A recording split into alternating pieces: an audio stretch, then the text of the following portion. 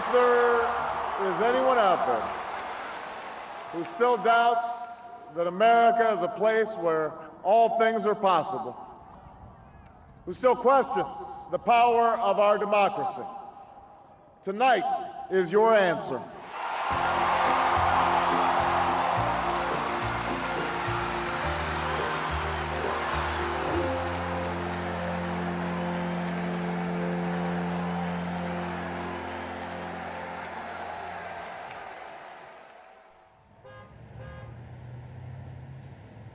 New York City, 1983. 22-year-old Ivy League graduate Barack Obama is bothered by the inequalities he sees in society. I had just gotten out of college at Columbia University in New York, and I was very much interested in seeing what could be done in terms of the inner city. Since black folks are suffering even more than the general population, this is an ongoing problem. The question for young Barack, what could he do about it? I decided to become a community organizer. There wasn't much detail to the idea. I didn't know anyone making a living that way. When classmates in college asked me just what it was that a community organizer did, I couldn't answer them directly. Instead, I'd pronounce on the need for change. Change won't come from the top, I would say. Change will come from a mobilized grassroots. That's what I'll do. I'll organize black folks at the grassroots for change. He sends out dozens of resumes for organizing jobs, but with no luck. When almost 2 years later, he gets a call for an organizing position in Chicago. He's interviewed by activist Jerry Kellman. My main concern was why he might want to do this work, and so I spent the time listening to his story. Well, I heard that he had lived his life as an outsider, maybe conceived himself that way. He had been African-American, or at least part African-American, in a place, Hawaii. There were very few people who were black. And when you have that experience, either you try to be like everybody else, or you identify with other outsiders. In Barack's case, I felt he identified with other outsiders, and that was a good start for working with people who were poor and facing racial discrimination. Kellman thought he might have to sell the Ivy League graduate on taking the job. But that was easy because I simply told him the kinds of things were happening to people. And the worst things that were happening to people, the more Barack wanted to take the job. Chicago was considered by many the capital of Black America and America's most segregated city. During the early 1900s, the Great Migration from the South swelled Chicago's African-American population. By the 1960s, Chicago had become a mecca for black nationalism and pride. There's no such thing as freedom in this country for a black man. When we form our own political party, what time is it? In 1983, Chicago had its first black mayor. When Barack Obama came to Chicago, he came to a city which had very recently elected an African-American mayor. The election of Harold Washington had been national news, front-page news. Everybody had covered the racial conflict that had divided a city. Harold thought of himself as an African-American politician who extended himself to other communities, for Latinos for the first time on a really impressive scale, for Asian Americans. So there was an inclusiveness in Harold's administration that hadn't been the case before in the city of Chicago. So it was an African-American mayor who not only represented the ideas of African-American empowerment, but more importantly, the kind of idealism which must have been attractive to a young Obama. And Harold Washington had just been elected in 1983, and Chicago was the most exciting thing going on at the time. But Harold Washington was faced with many challenges. The 1970s were devastating for Chicago economically. You had not only the loss of hundreds of thousands of jobs in heavy industries, the steel mills and the railroads and meatpacking, but you had white flight on a massive scale. Tens of thousands of whites simply abandoned the city of Chicago for the suburbs. With unemployment, all problems go up. Violent crime and gangs and drugs, and a real unraveling of the economic and social fabric of the South Side in the wake of deindustrialization. Car thefts were up. The leafy parks were empty. People began to spend more time inside, The boarded up homes, the decaying storefronts, kids from unknown families who swaggered down the streets, all of it whispered painful truths. Obama moved into a small apartment in Hyde Park on Chicago's South Side. Anxious to get started, he turned to his new mentor for guidance. Jerry Kelman had been schooled in the hardball tactics of Saul Alinsky, considered the first community organizer. Alinsky was very tough, confrontational, very nuts and bolts, and very much appealing to people's self-interest, wages, how to have decent working conditions.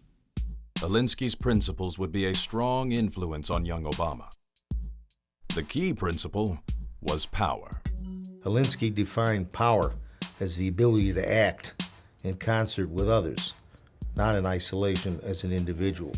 He laid out a roadmap of exactly how do we find these common themes that draw people together and give them the strength to overcome all the injustices and inequalities that they're struggling against.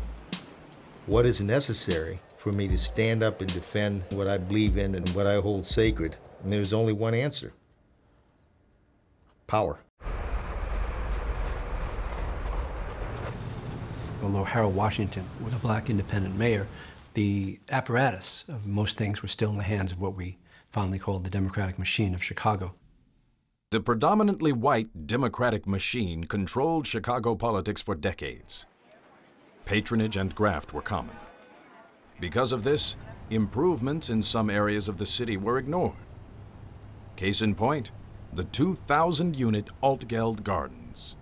Altgeld Gardens is part of the massive public housing world that existed in Chicago in the 1980s and 90s. And these are very tough neighborhoods that at one point were characterized by upwardly mobile middle-class families, but had become, by the 80s and 90s, basically areas that were facing downward mobility. By the time Barack arrived at Altgeld Gardens, it was obvious the name was a misnomer. Everything about the garden seemed in a perpetual state of disrepair. Ceilings crumbled, pipes burst. Maintenance crews had stopped even pretending that repairs would happen anytime soon, so that most children in Altgeld grew up without ever having seen a garden. It seemed only natural to use the land as a dump. A dump and a place to house poor blacks. Obama's main assignment for Kelman's Developing Communities project was to meet directly with the residents to learn about their grievances.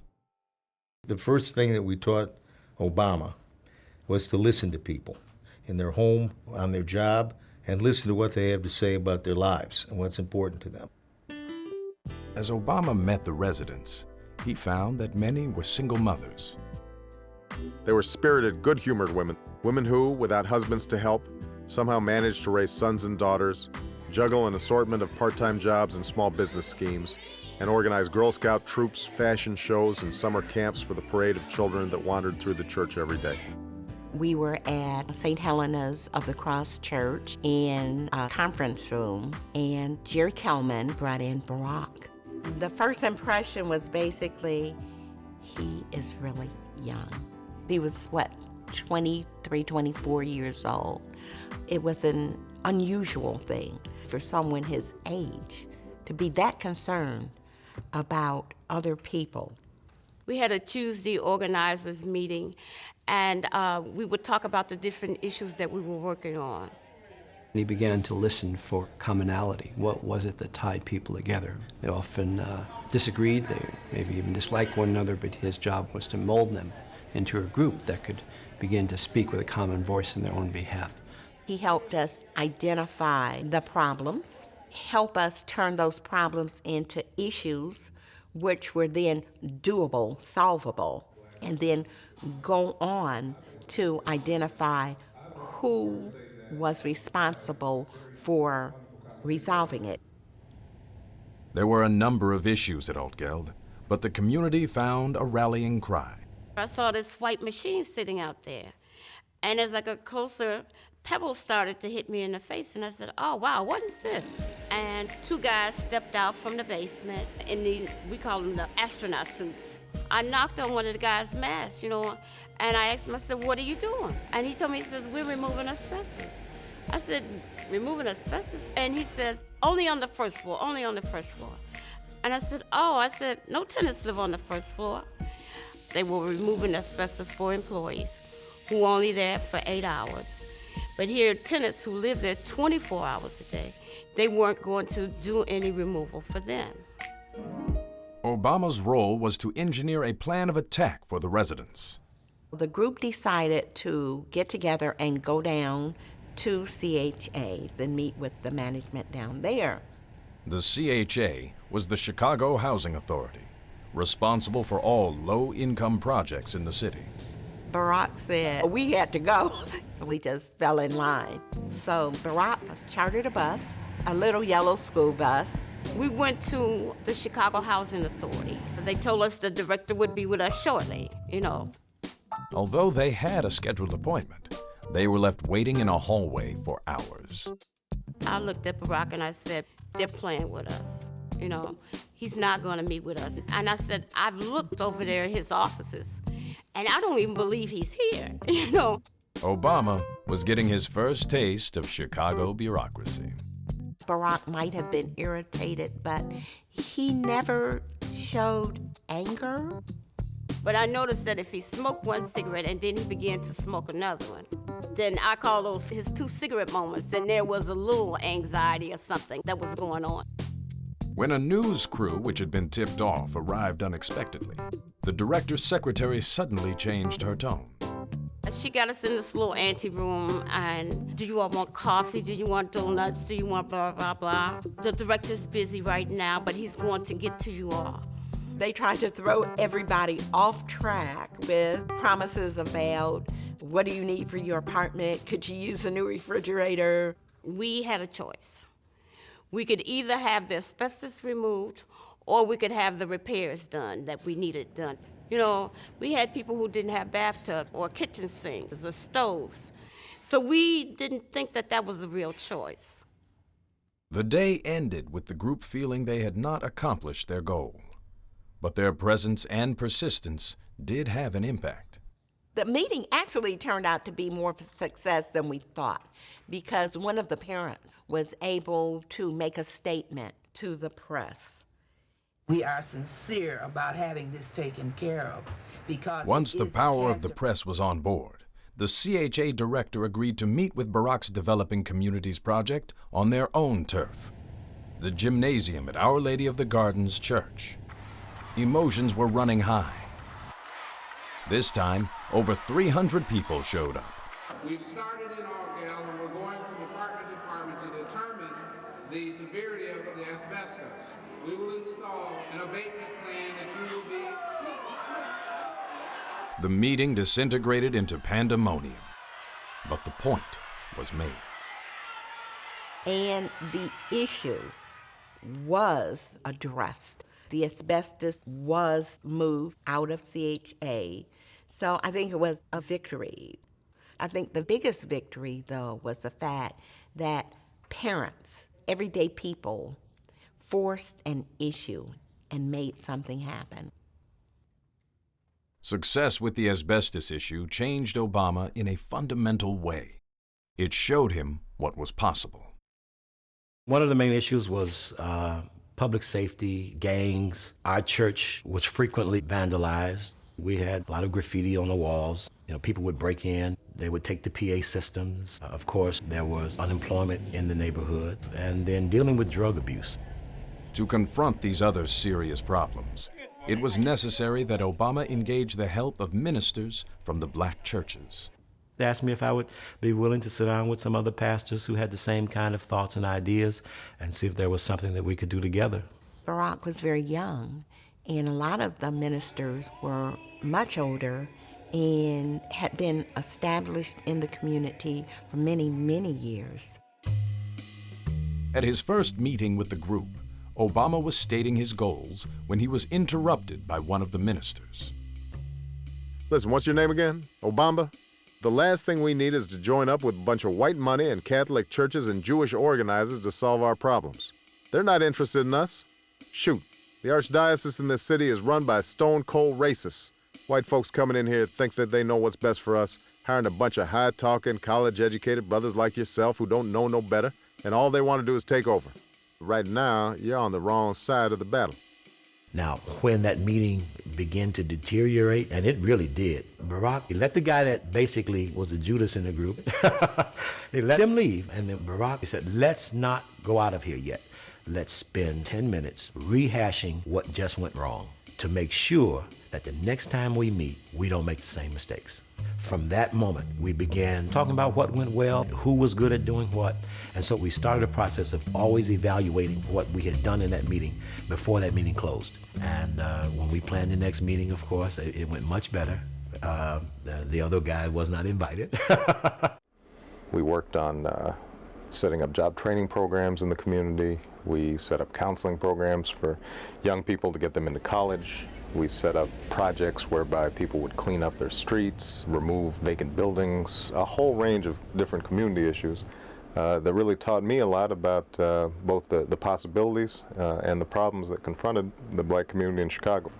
And what Barack did was he lobbied the city, who was planning to build a jobs training site. He helped us to get down to those meetings with City Hall and to talk to the mayor and to convince them that that jobs training site ought to be in our neighborhood. Whether it's participation through community organizations or what have you, we've got to get involved if we're going to make a difference. And that's an uphill battle, and I think the burden is on all the political leadership in the black community to operate with clarity and integrity to make that message clear at the grassroots level. And Barack left nothing to chance. Everything was strategically planned out. When we had a meeting, we had our speakers, our floor team, we had our agenda. And it happened. Mayor Washington decided to put the training center on Michigan Avenue. And it was a win-win for us because it was right in the middle of our area, so it accommodated all of our churches. And that really strengthened the whole organization and gave us the push that we needed. It legitimized what we were doing in the neighborhoods. Barack was able to convince the leaders that you're going to do a fantastic job, and all of us are going to be right there behind you, and you don't have anything to be afraid of because you're going to be wonderful. And he was projecting onto them the quality and strength that he saw in them. I learned to analyze and strategize. I learned to write proposals. I learned to stay focused, to change problems into issues so that they were winnable. Working with the people of Chicago gave Obama a feeling of belonging that he had been searching for. He found community for the very first time in his life. Barack came from a very small but intense set of family relationships, but a larger community was something he had not had. He discovered that in the south side of Chicago and very much fell in love with it. And then the people fell in love with him. This included the women who came to be known as Obama's mamas, who had an almost motherly concern for the slender young man. He would go out with us for lunch, and we'd be having burgers or chicken or whatever, and he'd be having a spinach salad. There are a lot of people who would make sure that he had cookies, or they was having a meal and they wanted to come by and have fried chicken. They wanted to feed him, fatten him up. Of course, that didn't work. He would tell us that he couldn't eat anything heavy. It would slow him down and prohibit him from focusing. Barack Obama's focus was on more than organizing, however. You know, I like to say that he always felt that everybody was somebody. You know, I don't care who you were, what you had, whether you were working, whether you weren't. He always remembered who you were, what your concerns were. He knew your name, you know. He knew that your middle son was away at college, and he'd remember what college that was. And this is important to people, that you recognize their value. Chicago was also helping Obama to recognize his own value and navigate his place in the racial divide, a problem he had encountered since childhood. Barack was having to work out the fact that people react to him based on his racial makeup, that he's half black, he's half white, they see him as black. What does he do with it? I mean, even if he's not focused on it, other people are. Barack Obama was born to a white mother from Kansas and a father from Kenya. His early self-image was influenced by recollections of his father's commanding presence and personality. His voice deep and sure, cajoling and laughing. His grip on my shoulder as he introduces me to one of his old friends from college. The narrowing of his eyes, the stroking of his sparse goatee. His father, however, left to study at Harvard when Barack was just 2 years old and returned to visit only once during his childhood. He died in a car accident in Kenya when Obama was 21. The black part of Barack's upbringing was never really there. I was trying to raise myself to be a black man in America, and beyond the given of my appearance, no one around me seemed to know exactly what that meant.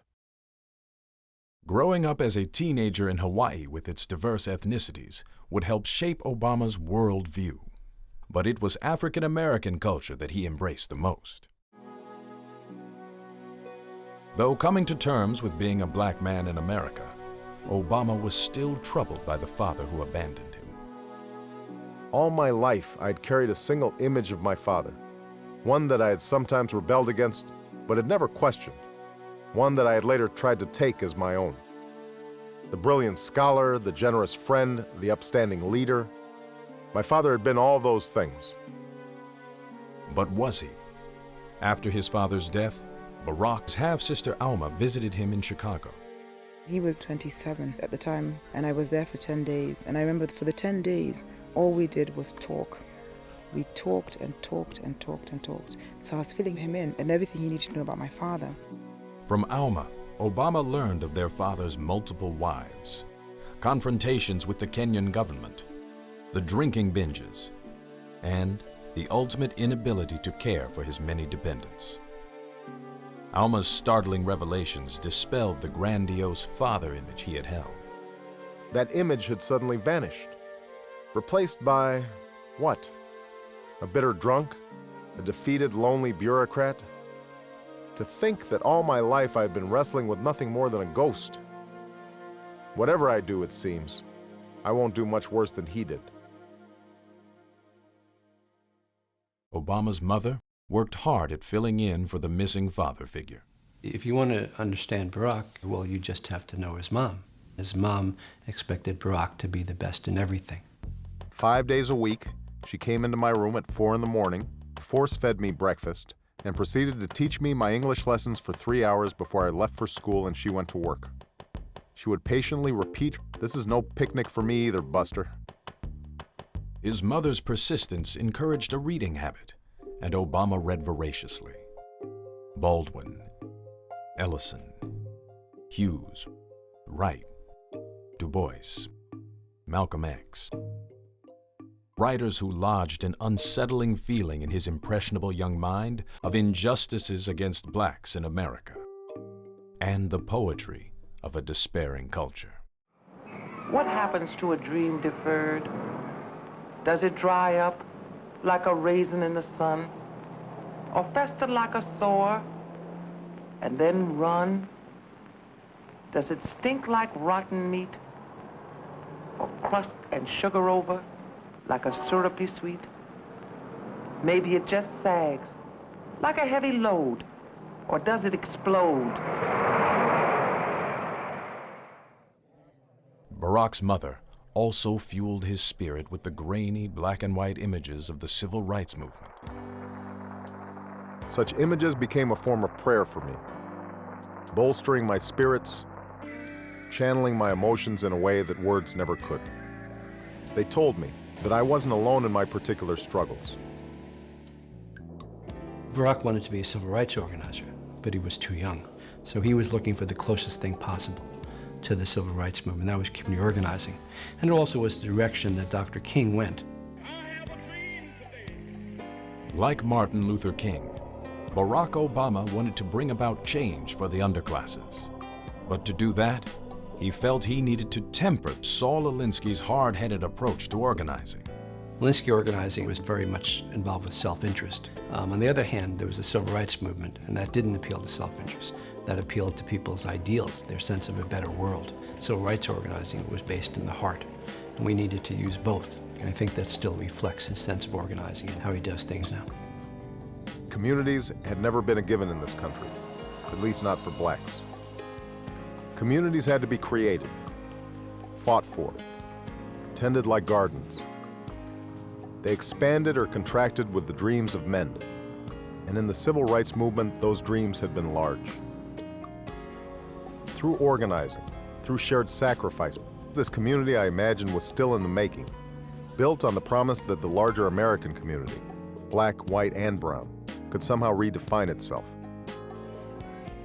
That was my idea of organizing. Obama's vision and his identity were coming together, but he felt there was one more piece to the puzzle: his African heritage. He journeys to Kenya for the first time, and Alma meets him there. I was basically taking him to the places, going to see my grandmother, going to where my great-grandfather came from originally, meeting all the relatives, meeting his other brothers. So it was really a continuation of that journey, and in a way it was really great because a lot of things were going through Barack's mind. It is at his father's grave where Obama's life-altering epiphany finally comes. For a long time, I sat and wept. I saw that my life in America, the black life, the white life, the sense of abandonment I'd felt as a boy, the frustration and hope I had witnessed in Chicago, becoming an organizer was part of that larger narrative. All of it was connected with this plot of earth an ocean away, connected by more than the accident of a name or the color of my skin. When my tears were finally spent, I felt a calmness wash over me. I felt the circle finally close.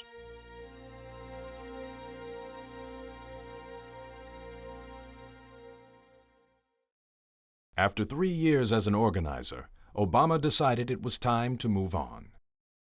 To make greater impact, he needed a new skill set. I think Barack loved community organizing, respects community organizing, but also saw its limitations. It does not eliminate racism, doesn't eliminate poverty. There isn't enough money, there isn't enough power that community organizing can muster in order to do that. In the fall of 1988, Obama entered Harvard Law School. I had things to learn in law school, things I thought would help me bring about real change. I would learn about interest rates, corporate mergers, the legislative process. I would learn power's currency, knowledge that would have compromised me before coming to Chicago, but that I could now bring back to where it was needed. Bring it back like Promethean fire. Obama vowed to return to the city and the people he loved. I knew he would come back because he had gotten a sense of family in Chicago. And he began to understand the dynamics of how things work in Chicago. And he wanted to do a better job. So yes, I knew he was going to return. At Harvard Law School, Barack Obama stepped to the forefront on controversial issues, like tenure for black professors at the university. And one of the persons who spoke at orientation was Professor Bell. And I remember him sauntering up to the front and not giving us a lecture, but engaging us in a conversation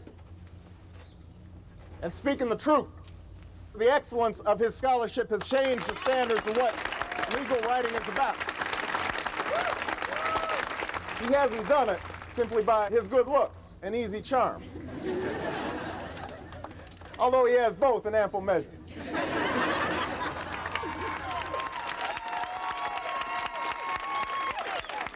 Barack built bridges between opposing forces and became so adept at relating to various sides of an issue that the conservatives at the prestigious Harvard Law Review nominated him to be president. Although I'm honored, and I think people can say that my election symbolizes some progress, at least within the small confines of the legal community, I think it's real important to keep the focus on the broader world out there and see that for a lot of kids, the doors that have been open to me aren't open to them. On a summer break from the law school, Obama apprenticed at a Chicago law firm, and there met Michelle Robinson, whom, of course, he later married. There's an exercise that we learned in the Institute that was sponsored by Alinsky, and it was to to write down the world as it is and the world as we would like it to be. When Barack repeated that to Michelle, which is a story she recounts as part of her courtship, she says that Barack taught her about the world as it is and said we could make it the world as we would like it to be. In Michelle, Barack found the life partner who would share his dream. Being president of the Harvard Law Review was a direct invitation to a position as clerk at the Supreme Court. But after graduation, Barack had other plans. I had just graduated from Harvard Law School in 1991, and I had been fortunate enough to get a contract to write a book, a series of essays about civil rights law and some personal reflections about the situation of African Americans and Africans. So I was in the middle of writing this book when I got a call from a person named Sandy Newman, who directed a national organization called Project Vote, and they were very eager to have me direct their voter registration effort in Chicago. He asked whether he could do the job part-time, and I said I didn't think that was really possible. I was interested, but because I had this commitment to write this book, I initially declined, but about 3 weeks later, Carol Moseley Braun won the nomination for the Democratic Senate nominee. Carol Moseley Braun was only the second African-American senator in the 20th century. She created her own coalition of independents and African-Americans associated with Harold Washington. At that point, I realized that this presented an opportunity in Illinois to enfranchise and engage a lot of African-American voters that previously had not been involved. Our task was simple. It was to get disenfranchised communities, minority communities, low-income communities to turn out to vote. Here's this guy who's just finished being the first black president of the Harvard Law Review, has a line of law firms that would like to pay him a high salary and put him on the track to being a millionaire. He's got a book publisher who's offered him a contract to publish a book that will help to make him famous. And he puts it all on hold because he cares so much about helping ordinary people. Barack was involved in the creation of the strategy, and he let things flow from there. He trusted enough to turn over a lot of the execution to our agency to get the things done. And I think, it takes a leader to be able to do that.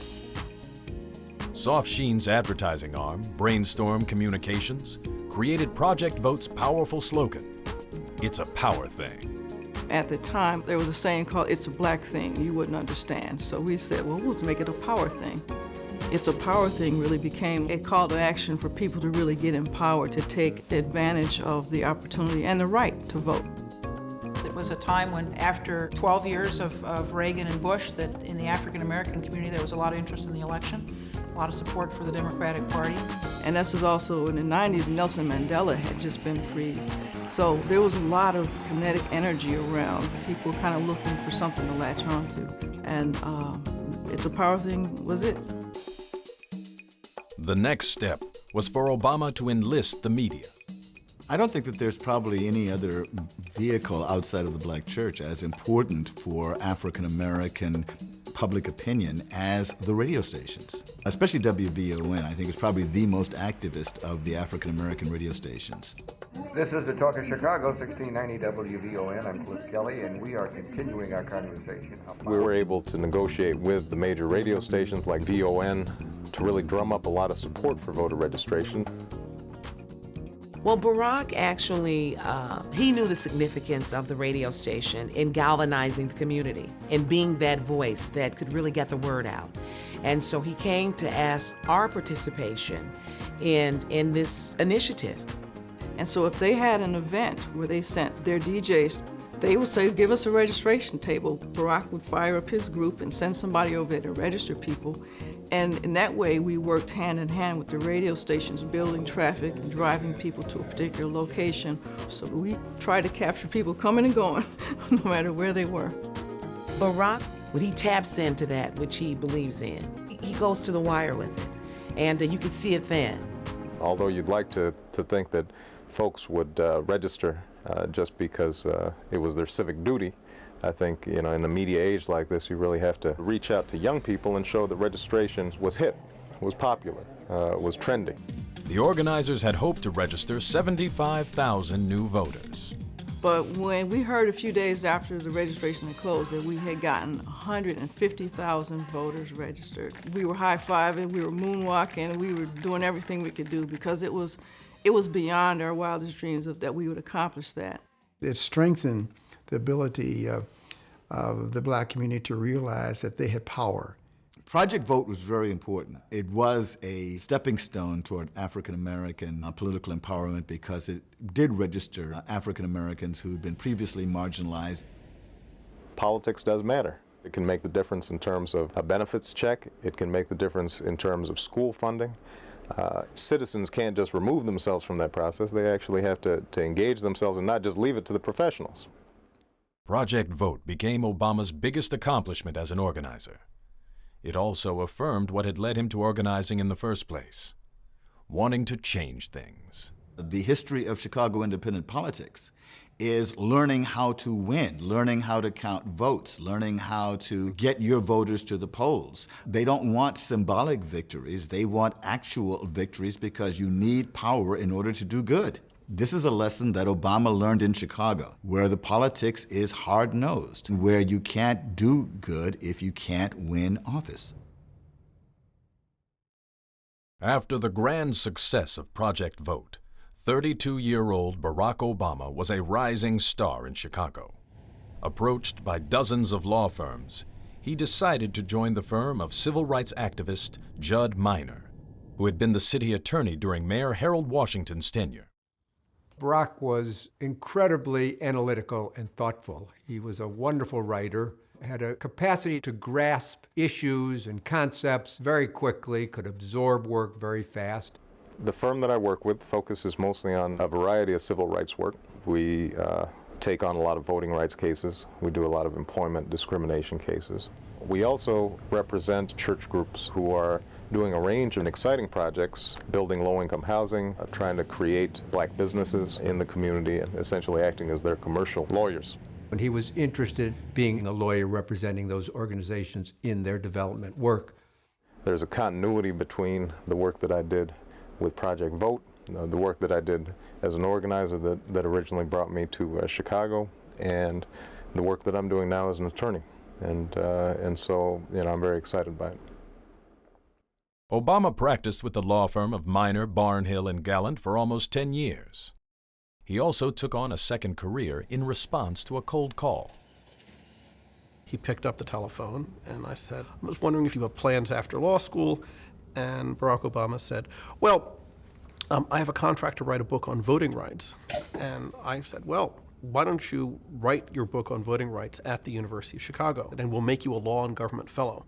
My thinking was, well, here's a promising young person who is writing a book on voting rights, and he might want to go into law teaching. And if he does want to go into law teaching one day and he wakes up and he's already at the University of Chicago, the path of least resistance will be for him to stay. Originally, it was going to be very much an academic book, focusing on civil rights laws and civil rights policies and how they've changed and how they need to move as we enter the 21st century. But the concept for the book changed. And he came into the office and said, Douglas, I'm working on my book and it's taken a slightly different direction. It's not so much a book on voting rights as it is my autobiography. As I wrote it, it ended up becoming much more of a personal reflection on what it means for me to be an African American and what my relationship is to this community as well as to Africa. Okay, this is someone who's 32 years old at the time, and I didn't flinch because, again, we had a long-term interest, and I said, no, that's fine, any book you want to write is fine by us. And, I was I admired his candor, but it struck me as sort of an unusual enterprise. But at any rate, this became Dreams from My Father, which he wrote in this building. At the same time, we persuaded him to teach a seminar. Barack Obama's seminars on constitutional law, voting rights, and race relations turned him into a rock star professor with hordes of devoted students. He's teaching a class in this room with 60 or 70 students, and he's talking about the most controversial issues, whether it's abortion or voting rights or equal protection or Brown versus Board of Education or gay rights. And essentially that's what he's doing for 12 years of his adult life. And I think what makes him so refreshingly different from ordinary politicians is he didn't live in sound bites. So many politicians, the length of any thought they have can't be more than 8 seconds. And he's someone who taught 65-minute classes where these issues were explored. There were some students that took the class who were much more conservative than others, and Barack was very good about including their opinions, not letting emotions take over from logic of looking at issues and how law can help us evolve as a nation, but yet not losing sight of the fact that these are people's lives we're dealing with. Eventually, however, Barack felt his calling was neither in law firms nor law schools. As lawyers, we spend a lot of time dealing with peripheral matters that don't necessarily advance the lawsuits and don't get to the merits and deal with the policies that you care about. And I think Barack found some of that frustrating. He really, in his heart of hearts, didn't have the vocation to be a full-time academic. A wonderful teacher, but not someone who really wanted to live in the ivory tower, as much as we tried to persuade him. Obama's vision of the world as it should be was very much alive. But how could he bring about change on a greater scale? Politics? My general view about politics and running for office is that if you end up being fortunate enough to have the opportunity to serve, it's because you've got a track record of service in the community. And I think right now I'm still building up that track record. And if a point comes where I think that I can do more good in a political office than I can doing the things I'm doing now, then I might think about it. But that time is certainly in the future. This is our moment to restore prosperity and promote the cause of peace, to reclaim the American dream and reaffirm that fundamental truth that out of many we are one, that while we breathe, we hope, and where we are met with cynicism and doubt and those who tell us that we can't, we will respond with that timeless creed that sums up the spirit of a people. Yes, we can. Thank you. God bless you. And may God bless the United States of America. It's been rough, but we can't give up on each other. Strong enough to keep loving one another. It's been a hard road coming, but we can't stop running for the goal. And we can't go wrong. Let's keep moving on. We can do it. Hold your head up high. Reach for the sky. We'll make it. Love is gonna take us there. Make it. We'll make it. Gonna go all the way. Hey, now let's hang on in, 'cause we're gonna win. Get together now. Yes, we will. And we can't go wrong. Let's keep moving on. We can do it. Hold your head up high. Reach for the sky. We'll make it. I guarantee